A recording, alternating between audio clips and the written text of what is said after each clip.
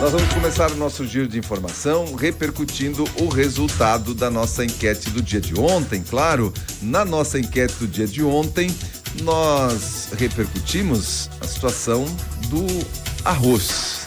Essa situação que tem repercutido na mídia, tem repercutido entre parlamentares, tanto da situação quanto da oposição. O pessoal da situação dizendo que é isso mesmo, que está tudo certo. O pessoal da oposição pedindo, inclusive, CPI do arroz aí, dessa importação de arroz, para que seja elucidada essas questões estranhas que estão aparecendo com relação a, por exemplo, quem ganhou a oportunidade de comercializar esse volume de mais de 700 milhões de reais em importação de arroz.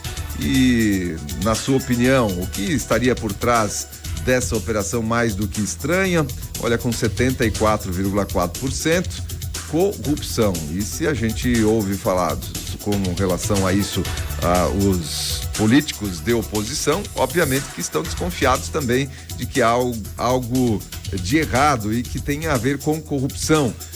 16,3% das pessoas votaram aqui em prejuízo desnecessário para o agro brasileiro, que acontece com essa importação, porque, de acordo com os órgãos, inclusive ligados ao agronegócio do Rio Grande do Sul e do Brasil, não haveria essa necessidade, ou pelo menos não nesse volume. E nós temos agora outra opção aqui com 5,8%, mera ação eleitoreira. Afinal, esse arroz vai ser empacotado e vendido com a logo, aí o pacote do governo federal. E decisão correta do governo federal, apenas 3,5%.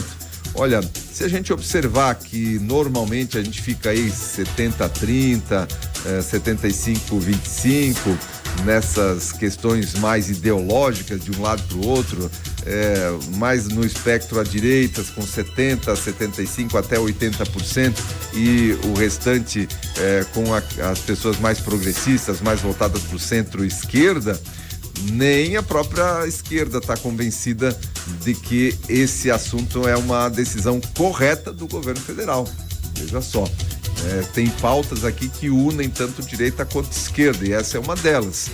Só pouquíssimas pessoas aqui, 3,5% apenas das pessoas que votaram ontem, disseram que está sendo uma decisão correta do governo federal. E agora vamos repercutir a nossa enquete do dia de hoje, que já está sendo compartilhada com você aí nos grupos de jornalismo, daqui a pouquinho no Facebook, daqui a pouquinho no YouTube.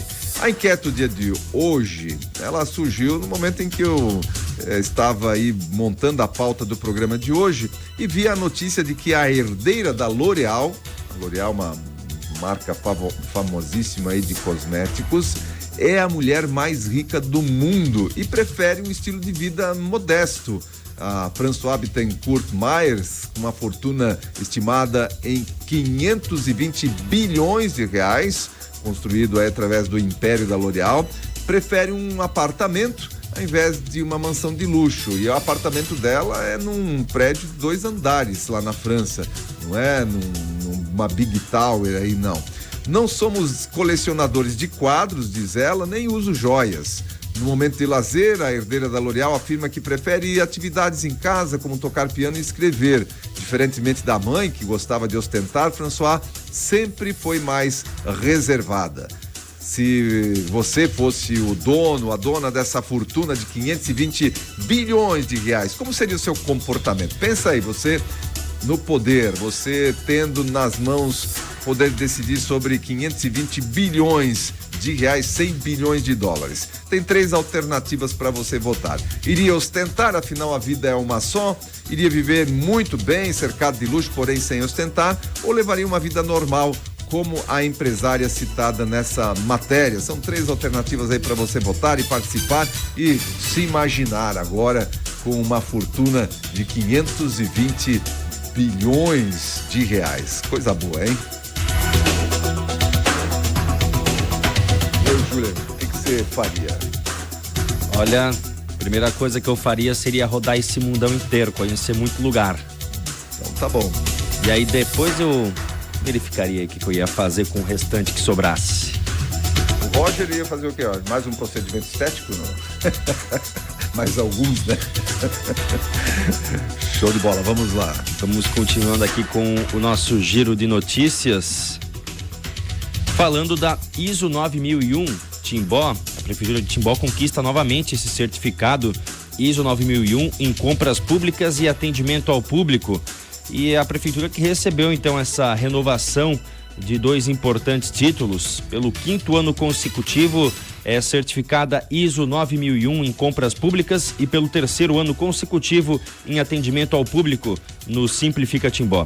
A certificação ISO 9001 é a norma de gestão da qualidade reconhecida internacionalmente.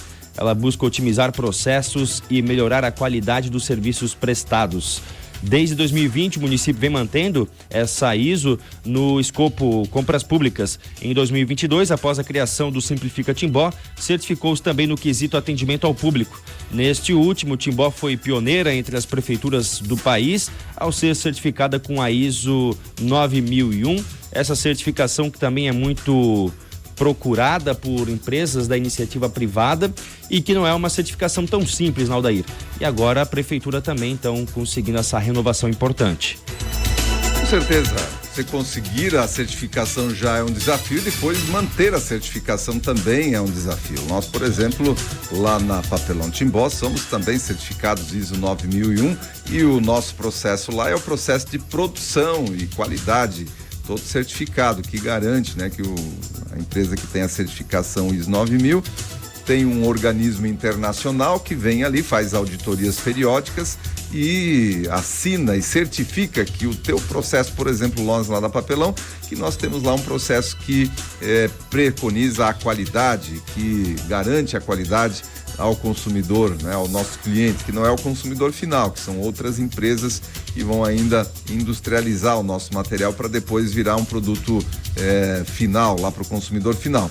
Então, a Prefeitura de Timbó, alcançando e mantendo esses certificados, também mostra a sua preocupação em estar atendendo, porque essas pessoas que vêm fazer essas auditorias, não pensem que ela dá um mole aí, não. Vem sempre auditores diferentes e as empresas, elas precisam, elas têm ali a sua reputação em jogo, elas são contratadas para isso, elas seguem o procedimento, existe um padrão internacional ISO que tem certas regras, certas normas que precisam ser cumpridas e os auditores vêm aí e faz a auditoria de acordo com essas regras e com essas normas. Portanto, quando uma empresa consegue a certificação e principalmente quando ela consegue manter a certificação, significa que realmente ela tem os seus processos aí adequados a esses conceitos e a esses padrões internacionais de qualidade. Não são padrões nacionais, não, são padrões internacionais de qualidade. E o prefeito Jorge Krieger gravou aí na última sexta-feira, né? Gravou um vídeo e colocou aí nas suas redes sociais comemorando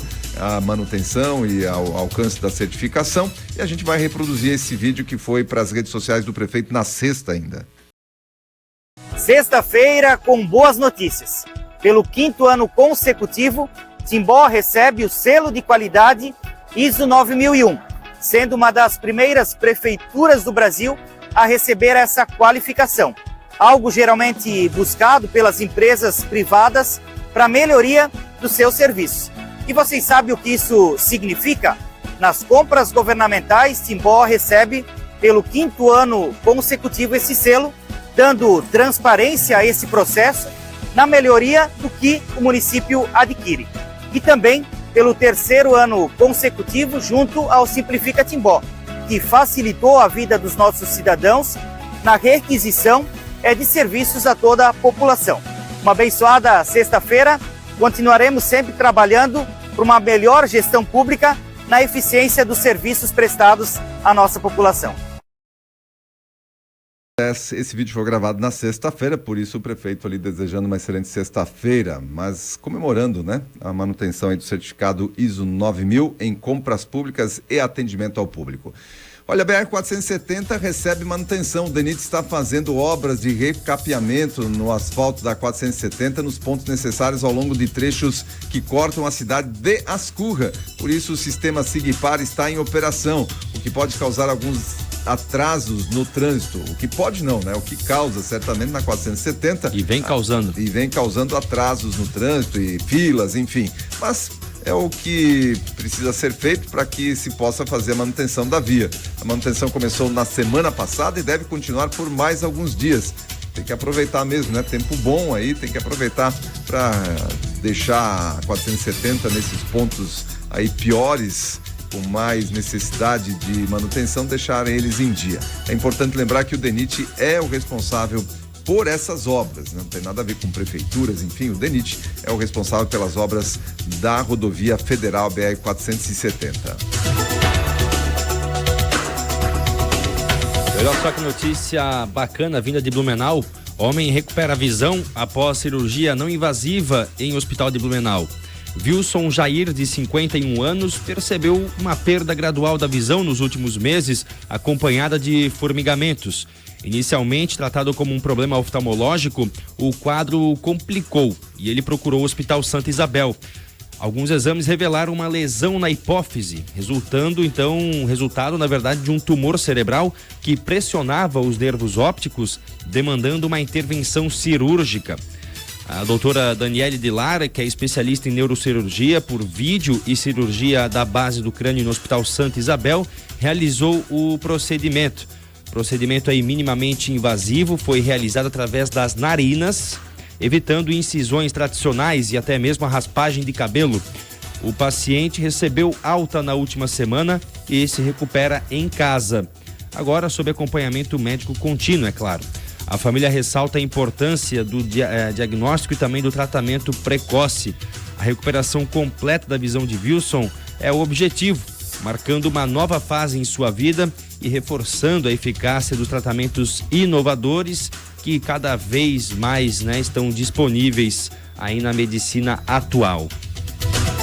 Viu só, uma cirurgia de alta complexidade sendo realizada ali no Hospital Santa Isabel, em Blumenau, sem necessidade, de cirurgia aí com corte, com retirada de cabelo, enfim, foi feito pelas narinas e com um sucesso absoluto dessa cirurgia. E o Hospital Santa Isabel, que é um hospital que está com problemas lá em Blumenau. Vamos lembrar que o Hospital Santa Isabel está com um déficit com relação ao recebimento das contas do SUS e aos valores, enfim, também um hospital que está reclamando, tenho visto aí notícias do Hospital Santa Isabel com relação a problemas financeiros que está passando lá o hospital, principalmente por questões relacionadas aí aos pagamentos do SUS e aos recebimentos, aos valores de atualização do SUS, que a gente sabe que são valores ínfimos que o hospital recebe por cada procedimento realizado.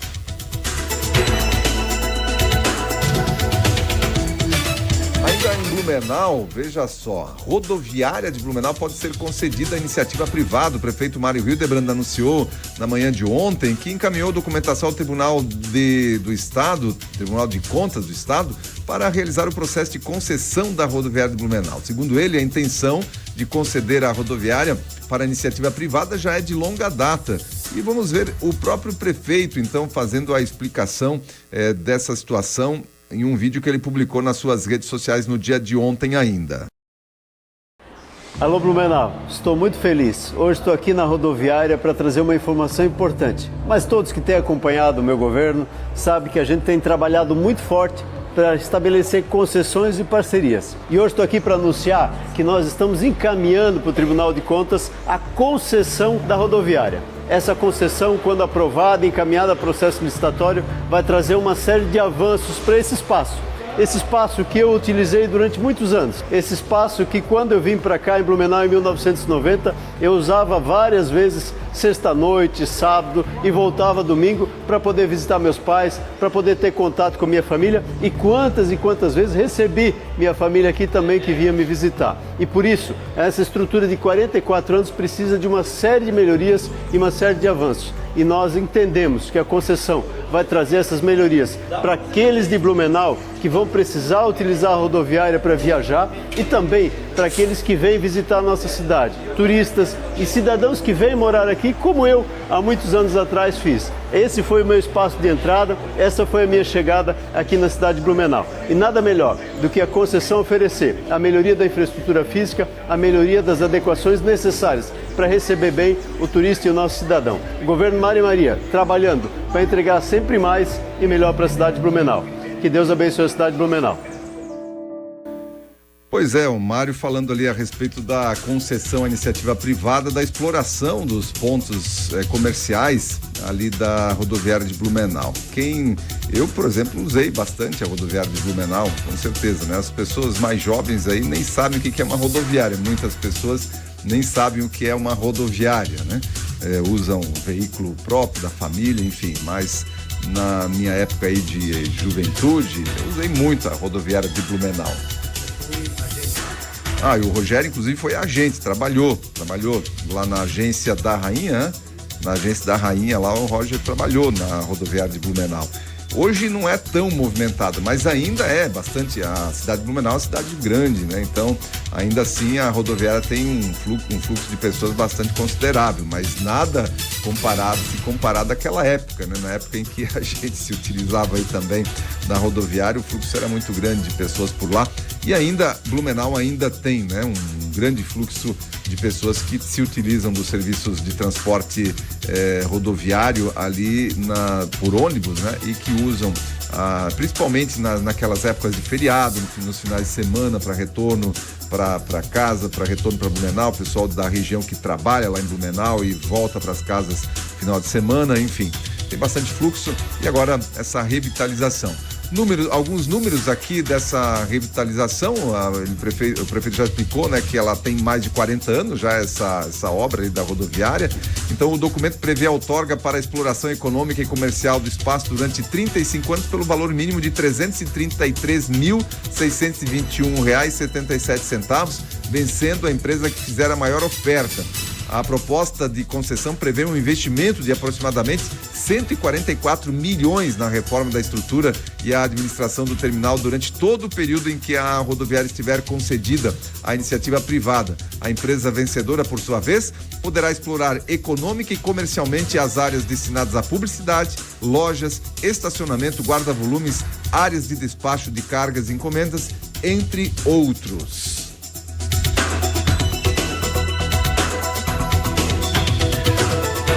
Vamos seguindo. Projetos para equiparar aborto a homicídio e limitar delações não deveriam estar no centro da pauta. Foi o que disse o ministro de Lula. Na tarde de ontem, segunda-feira, o ministro das Relações Institucionais, o Alexandre Padilha, afirmou que o governo Lula trabalhará para que projetos de lei que acirrem o clima de violência entre deputados federais não estejam no centro das pautas da Câmara dos Deputados. A fala foi feita por ele após ser questionado por jornalistas sobre a posição do governo Lula em relação ao projeto que limita delações premiadas e ao projeto que equipara aborto a homicídio. Aqui para a imprensa, ou melhor, em coletiva de imprensa, o Padilha disse que é favorável a que os líderes da Câmara, junto com o presidente da Câmara, estudem medidas que não permitam que se prospere esse clima de violência política, de intolerância, de agressões entre parlamentares. Isso não faz bem para a democracia, nas palavras do ministro Alexandre Padilha. Pois é, né? Ele precisaria falar com a sua turma lá antes, né? Antes, porque quem criou esse clima de nós e eles, vamos lembrar. Isso é bem anterior ao que a gente tem vivido hoje. Esse clima de nós contra eles foi justamente a era PT que trouxe, o próprio Lula que falava sobre isso, né? O nós contra eles.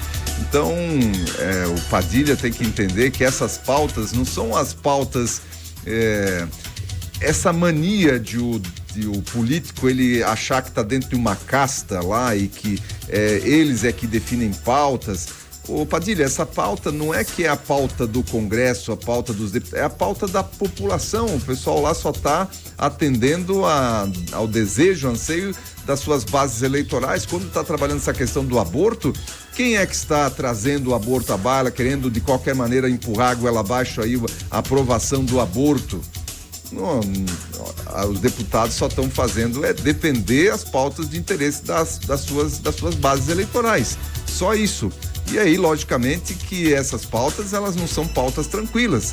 Essas pautas que são chamadas aí de pautas ideológicas trazem discussões, e muitas vezes discussões acirradas em uma sociedade que está refletindo lá na Câmara dos Deputados também, que não está conseguindo aceitar o contraponto, não aceita as ideias divergentes, e quando vem ideias divergentes se atacam um ao outro, não conseguem, né? A gente está num nível realmente de debate muito baixo, né? As pessoas não conseguem debater ideias, elas partem sempre para o ataque pessoal, e isso é aqui nas redes sociais. Você começa a ver uma discussão nas redes sociais, é só qualquer discórdia, qualquer desacordo de ideia, pronto, já começa ataques pessoais, já começa a falar lá da 25ª geração do camarada. Enfim, é uma coisa que está ultrapassando, né, as barreiras aqui da sociedade, e lógico vai parar lá na Câmara dos Deputados também. Mas não tem, né, senhor ministro, essas pautas são importantes para a sociedade, e os deputados apenas estão refletindo, só estão repercutindo por lá aquilo que é de interesse das suas bases eleitorais. E aí você disse algo interessante também, Odair, porque apesar de serem pautas polêmicas, pautas acirradas, isso não pode ser motivo de se evitar uma discussão sobre, né? Isso sobre qualquer situação, porque a falta de discussão, a falta de debate sobre certos temas, isso sim que é prejudicial para a democracia. Quando você cala um discurso com um medo, né? Um medo do que vai acontecer nesse debate, dos ânimos estarem exaltados. Ora, como deputado, né, como representante da população, essa pessoa tem que estar mais que preparada para debater certos temas. Exatamente, e hoje o que a gente vê é o seguinte: quando o cara vê que tá numa discussão que ele não tem mais argumentos, ele chama um lado, chama o outro de fascista, de homofóbico, e você é fascista e você é bolsonarista, e aí acaba a discussão por ali, né? Começam as agressões nesse sentido. O outro lado também muitas vezes não tem paciência, e também não tem, às vezes por falta de argumento, já começa a chamar o outro lado de comunista, e assim vai. E aí o discurso, aliás, a discussão fica rasa, não se vai a fundo nas discussões, não se tem paciência, né, em ouvir as argumentações de um lado e de outro, e a gente fica vendo muitas situações aí que são tristes para o nosso país. O Rio Grande do Sul faz campanha por doação de livros e material escolar. O governo do Rio Grande do Sul iniciou ontem, segunda-feira, a campanha Mochila Cheia para pedir a doação de livros e material escolar a crianças e jovens da rede estadual de ensino que foram afetados pelas enchentes no fim de abril e parte do mês de maio.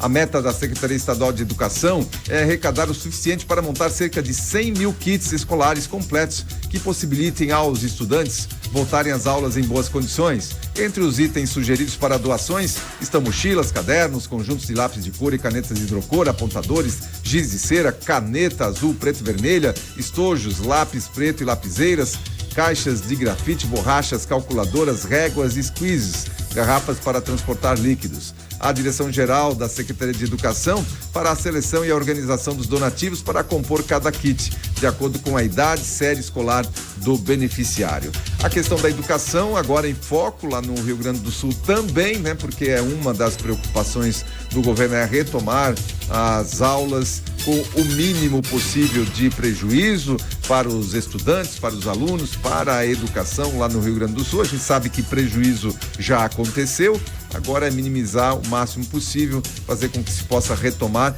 e essa campanha então. Nós, em nível de Rotary, estamos avaliando a possibilidade de nos engajarmos nessa causa aí da educação, obviamente que daí com o próprio Rotary sendo responsável também por destinar corretamente, assim como foi feito com doações por Pix e outras doações também em que o Rotary esteve engajado, fazendo com que realmente chegasse lá na ponta, ou chegue lá na ponta as doações que são levantadas. A gente está avaliando também como a gente vai se engajar nesse assunto, porque educação é uma das pautas prioritárias do Rotary Clube Internacional, e a gente então está avaliando como Rotary aqui da nossa cidade como nos engajarmos nessa campanha em prol da educação lá no Rio Grande do Sul. Educação, né, questão básica, assim, para o pessoal poder voltar rapidamente a uma normalidade na questão da educação, das aulas, né, da volta às aulas por lá. E aí, Odair, eu preciso também ressaltar e parabenizar aqui também o trabalho da Capela São José Operário, né, da Vila Guermer, também na pessoa aqui da Thalita, também do Pedro Rolim, né, barbearia, que já fiz entrevista com eles também aqui no sábado, faz aí algumas semanas, onde eles estavam juntando esses kits escolares, né, para encaminhar lá para uma escola de Cruzeiro do Sul, e também agradecer a população, porque conseguiram aí arrecadar mais de 400 kits que já foram encaminhados, então se antecedendo já a essa pauta que já saberíamos que aconteceria, né, sobre as arrecadações, doações para as escolas, para a educação lá no Rio Grande do Sul, e ressaltando aqui que a gente não pode parar, né? Essas doações ainda vão, o povo lá vai precisar dessas doações ainda por mais tempo, né? São muitas pessoas afetadas, muitas escolas, muitas crianças, então essas doações, esse espírito de solidariedade, ele não pode parar por aqui, ele não pode se esfriar.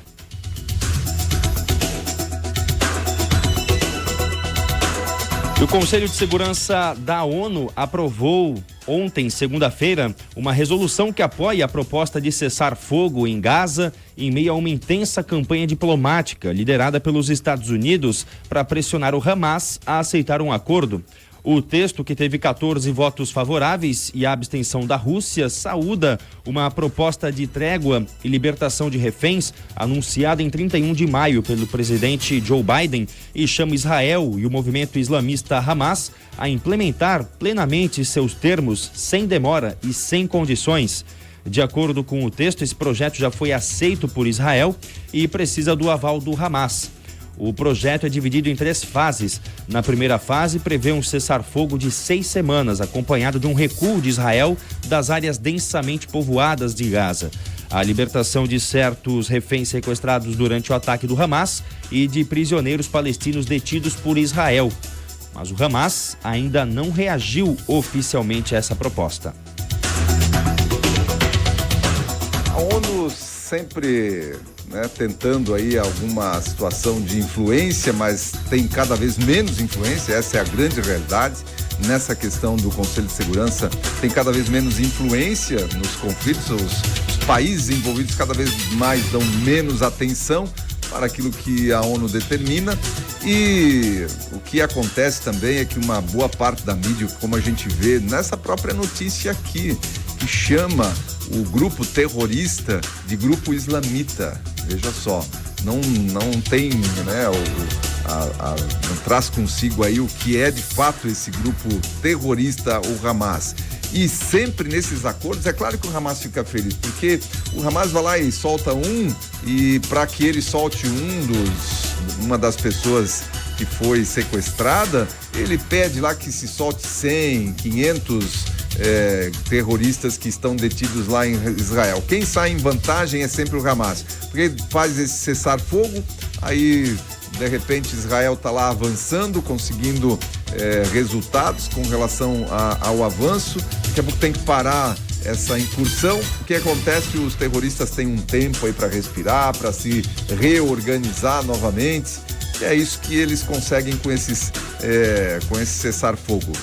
Quando não há acordo, quando a gente vê que o acordo é sempre bom só pro lado dos terroristas, né? Sempre melhor, ou seja, lá pro lado dos terroristas.